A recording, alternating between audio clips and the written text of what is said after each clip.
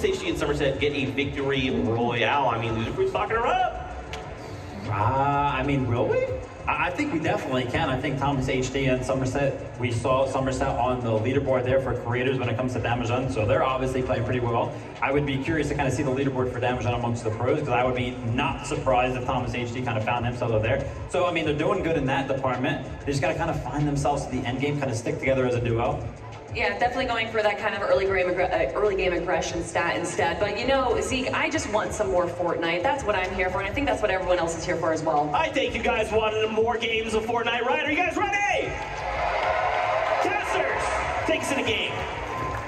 Look, we've had enough of a break. The players have all had an opportunity now to revisit some of those first three lobby strategies, Jacob, and the revisions have got to come through heavy because some of these teams outside that top 10 leaderboard, you know they're going to be looking to overtake. Yeah, no, during that break, I got a chance to chat not only with some of those players, but with some of the spectators as well, and it's been an agreement. This has to be one of the most fun tournaments that we have seen in a long, long time. The action for the first three games were absolutely impeccable, and I expect it to heat up even more, because even Cypher PK in one of those interviews said our game plan probably get more aggressive. It's definitely a sea of Dream and Merge and Xset out there. So Clicks, Lacey, they've got to continue trying to deliver some Victory Royale, see if they can hold on to that first place position. But we've got Game 4 on lock and ready to go.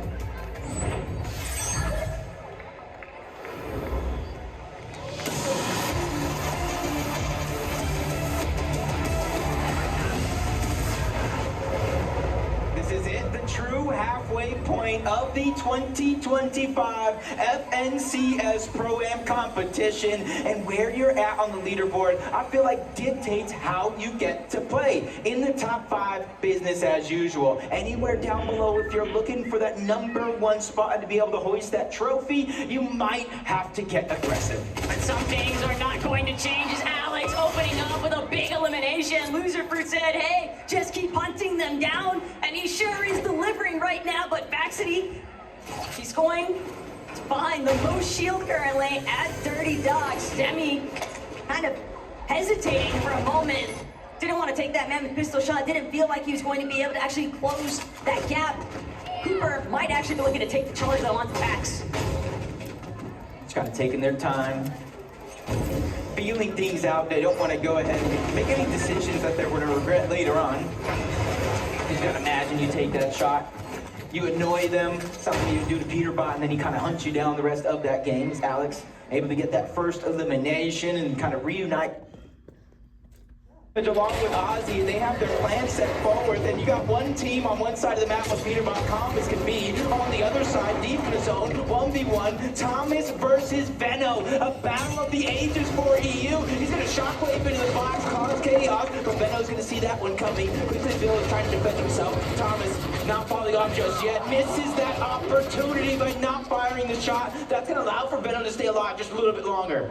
Somerset, gotta keep an eye on her as well. She might be able to actually help out Thomas HD here, and Benno's still under so much pressure. Thomas does have a full chug jug if he needs it, and he's going to have to opt for the chug jug. But Benno doesn't have any whites. He manages to just barely find a handful of bandages inside of Steamy Sacks, but Thomas, he's putting on so much pressure. He doesn't want to let Benno get any kind of healing off, and sure enough, Benno, he just had the clock working against him. Yeah, eventually Thomas knew he has to pop the bandage or fight back, and if he fights back, he's going down either way. Luckily for Venno though, Reddish is going to be there on the outskirts, not necessarily getting contested yet. For Coyote, Captain Shota, they're going to be on top of the Steamy Stacks. They know they can use that to rotate forward, save the shockwaves, the grapples, and the crash pads for later, but they're just waiting to hunt this team down. Wait, I don't know if Thomas is aware of the fact that those two are even up on top of Steamy Stacks. Luckily though, they're going to make their departure before they decide to introduce themselves to Somerset and Thomas. Still, trouble brewing on the horizon here for Shota and Coyote. A couple of shots being sent their way, a few strays. Peterbot, no Aussie in sight, but Peterbot's applying so much pressure onto Flakes and Gone, and there's another team just ahead on the other side of those walls. Peterbot is a solo, Aussie gonna manage to tag team, but it's Aussie and Allier just fighting for their lives to try and land here. That's A-okay. Peterbot was ready. He said, don't worry, Ozzy, you've been doing good. You got...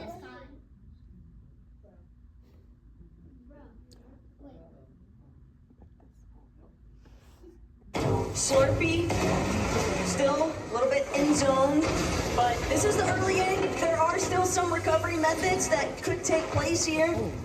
Don't want to count them out just yet, but it is going to be a very rough uphill battle for Allier and Monroe to find their momentum. And at the end of the day, honestly, it doesn't matter how many times you go down, as long as you can go ahead and get elimination from yourself to keep it relatively close. Nobody chasing them this time around, so Allier and Monroe will have a good opportunity to load up. I could get in the of Slurpee Swamp. For now, until they get sniffed out by any of the competition. But I also did see Somerset getting taken down the feed by Savage and Lachlan not too long ago, and she's forced to reboot. You notice she's not in the zone. She knows there's safety, there's time towards the outside, and that's exactly what she's doing. Keep an eye though. Benno and Reddish could be in a little bit of trouble. They don't want to find themselves pinched here between Courage, Cole, Thomas, Somerset, but Benno, he's exactly where he wants to be, tangling with Seti. Gets that initial elimination and sent Seti packing. Literally just stole that ball away, didn't give Seti a chance to think about what he's going to do. But Lachlan, fresh rebooted back up. You see him, watching him like, Coyote is going to be able to, I was going to say get the knock, but it's Thomas HD who steals that one away on the Lachlan yet again. So for Coyote and Captain Chota, even though they're going to have to rotate on out, they have to figure out a way to kind of seal the deal on some of these eliminations and not let them slip through their fingers. And look, I understand that you're going to keep being brought back into this match so long as your duo is alive, but for Lachlan, for Mongrel Allier, we're looking at some of these teams that have just been struggling non-stop because they're not really getting an opportunity to farm anything up, Jacob. They're just trying to avoid being some of the first teams eliminated as Coyote, Shota now applying so much more pressure onto where Savage and Lockheed are actually at. And Coyote might be able to just force them to completely clash with them head on. But Savage is doing what he can. Savage is buying a little bit of space here. Yeah, this is a winnable situation for Mr. Savage. He has the pump, there's a Maven and attack on the other side. Not as hard hitting, even if you are a duo. So if Savage can figure out a way to wiggle in and out of some of these builds, draw out a 1v1, and maybe Lachlan catching somebody off guard, dealing some damage, it is going to be doable. They have the crash pad as well, 6 of them to be exact for Mr. Savage. So being able to disengage, also an idea in the back of their minds. But if it's up to Savage, he'd much rather just let Coyote and Shota rotate out first, and they'll just try to play catch up after the fact. But with Thomas and Somerset also so close by, Benno and Reddish too, you can never count out being third party. So as aggressive as Shota and Coyote want to be, they're gonna immediately jump into Lachlan's box one more time. He is sent back to the reboot cycle, and this is where it gets very difficult because now Savage shooting at the crash pad, even trying to ensure that nobody can get chased, but he's just so low on material, Jacob. He is fully just bailing out. It's gotta be enough, Jacob. If anything, Ron's familiar with pressure, so he'll try to let that experience carry over into this type of solo clutch, but clutching is going to be so problematic. Everybody just getting so congested outside of Slurpee, and with Peterbot and Aussie fully controlling the flow of this lobby, we saw Baxity for a moment, but it was only just a shockwave, a crash pad. Everybody trying to just stay one step ahead of the pack. It's going to be extremely difficult for anybody to look up and try to contest it because of that mythic pulse rifle. Just constant pressure coming down from Peterbot and Ozzy. Everybody can feel it. Even Peterbot just going down low, making sure to reconnect. The FNCS strategies are coming out in full force. That's how serious Peterbot's taking the second half. And look at Aussie from behind playing that supportive measure too. Peterbot, he's got open season on the rest of this lobby. All of these mid-tier, low-ground layers just getting smothered on top of each other. Peterbot and Aussie have a full chokehold on this lobby right now. But typical gamer, Buddha, they're looking to try and make their debut. They're targeting their way through that secondary height. And Aussie, he's going to be forced to actually pull back. Took a little bit too much damage. He's going to have to wait for the heals to pan out. But now, Queasy still alive as a solo. Shockwaving, destroying some builds, giving him a little bit of cover to look through, but Lacey spots him out, gets the elimination. 10th zone, placement points have not even set in just yet. 11 teams still alive, relatively loose with a couple of players playing as solos. Luga being one of them, lands a good shot on the Courage, but not enough to get that green light to go. Cooper, Sammy, they clean up Lacey, leaving Clicks by himself, and this is where players are falling left, right, and center. Clicks might be one of them because he's feeling the pressure. And Clicks, he only has 2 builds left. Make that one build and a dream. Doesn't even get a chance to heal. He's gonna be taken out before he can continue trying to build out those placements. Sammy Cooper, though, one of our few healthy teams on the low ground, but can they escape Peterbot's vision? That's been the real deciding factor for so many of these teams. Courage also scrambling right next to them. Cole taking out Reason, though. Very big troubles, very huge scenes, though, as Courage finds his own elimination onto Jacob. He just wiped the full duo out of the lobby. No siphon though, so 30 HP. The necessary time for that Chug Chugga Pop is now. Peterbot slowly but surely dropped him down. They realize this one is all but over in their favor. 2 Shockwave have a Chug Chug as well. More loot being passed up, and now they're contested. Flexing on, they're going up. The Peterbot's going out. He has the last grappler. He makes his way back to the zone. This is why he is king. But Peterbot, he's got to get his way back towards where the zone is actually at. He doesn't want to find himself outside, but still has a shockwave. He takes out Gone. That's going to be the massive reframe of all of these builds. Shockwaving up. One more tick could do it, but Peterbot barely managing to stay alive. He's on the high ground, and Ozzy's still right behind him. Ozzy's going to play Disruptor on low. You don't know who he is until you realize that is Fragger Ozzy on the low ground, causing chaos. Peterbot's chopping down Cooper, sending him all the way down low to that low ground, and now that's his chance to put down pressure. Only 3 teams remain, and only one of them is a strong duo because Courage has just gone down. Cooper has no choice but to try to make him play. Everybody left alive. He's going to be solos. Cooper versus Gold in the backside of the zone as he takes down Courage. But Gold, he's right there in the mind of Peterbot. Cooper trying to do what he can. Peterbot doesn't have a whole lot of HP to work with. He'll at least have the opportunity, though, from the high ground to play off these one-shot motions. Cooper goes up. With the clutch.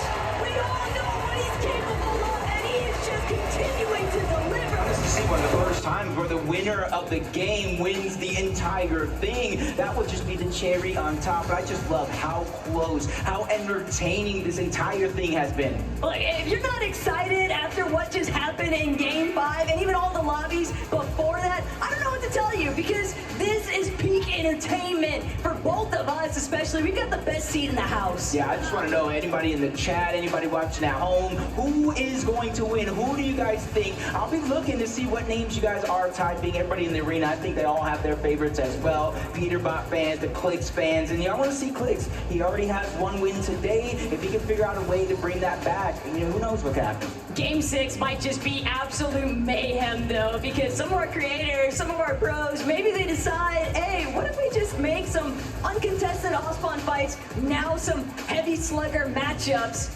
Anybody might just decide that they want to break out of the mold and do something different. It is Game 6 after all. Yeah, I want to see if maybe Cooper and Zemi, they were at the top spot at one point or another. They kind of lost it throughout the course of that last game to Peterbot and Ozzy due to their aggression, getting elimination. But now that this is the last game, do we even see mind games happening with Peterbot and Ozzy? Maybe they don't get as aggressive because they know teams probably have to catch up to them.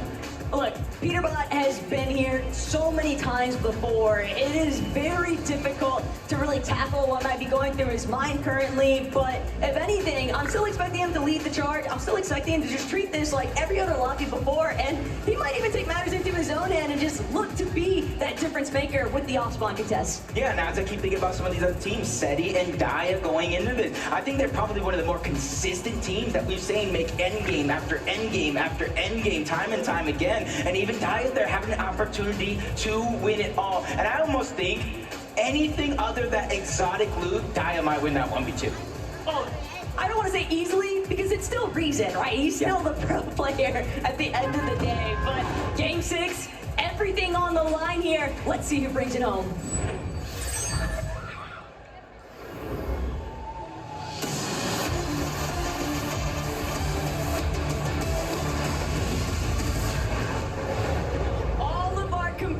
Know that this guys, the last stop the Battle Bus is gonna make in the 2025 FNCS Pro-Am here at the Galen Center. I better hear you guys get real loud for these pros as we seal the deal on what comes next. Things kind of staying the same over towards the dirty docks. All three teams landing here. Reason capacity.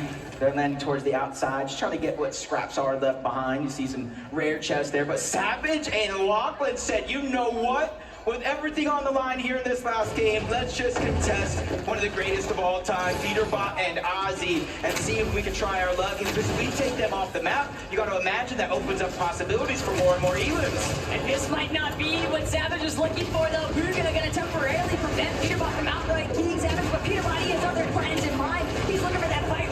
Regardless, Savage just trying to keep this wall closed up long enough, but Pete already immediately looking to take it. Savage scrambling, ducking every which way, but Savage, he just can't get the return blow he needs. Savage is gonna fall, and Peterbot's gonna let him know what's up. That's just disgusting. It was almost like Peterbot playing with his food with a couple of those edits. Instantly gets the upgrade with a shotgun. So now he's going to have the Thunder with the dead eye. And they're trying to continue to increase that lead. And you're seeing our top three. Seti is now by himself. He's feeling that same pressure that Peterbot is. But wait a second, Seti, Cooper, they might have just been reintroduced to this winning conversation. Seti getting sent so far outside into the storm, he's gonna have to use his chuck way too early. Valuable seconds being ticked off here now. Trying to pick back up, trying to shockwave back into the zone. He does manage to make it, but only 20 left on that chuck. Cooper loses Seti though. Cooper's got to do this all by himself. Luckily for Cooper, though, does have med kits, the legendary slurp juice, different options here.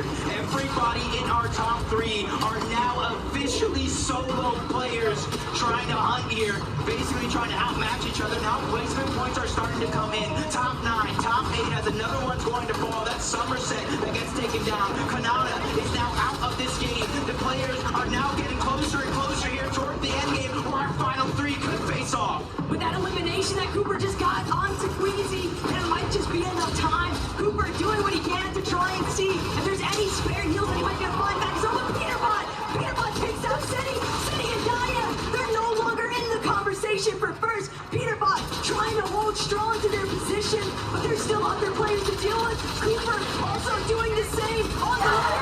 Peterbot's out of here. Cooper has the opportunity of a lifetime here to bring this one home. He needs placement.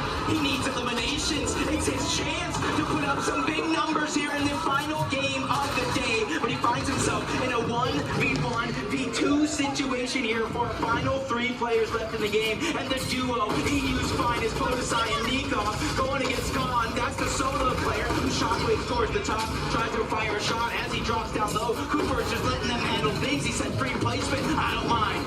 Cooper, he might be looking to even try and send somebody back into the storm.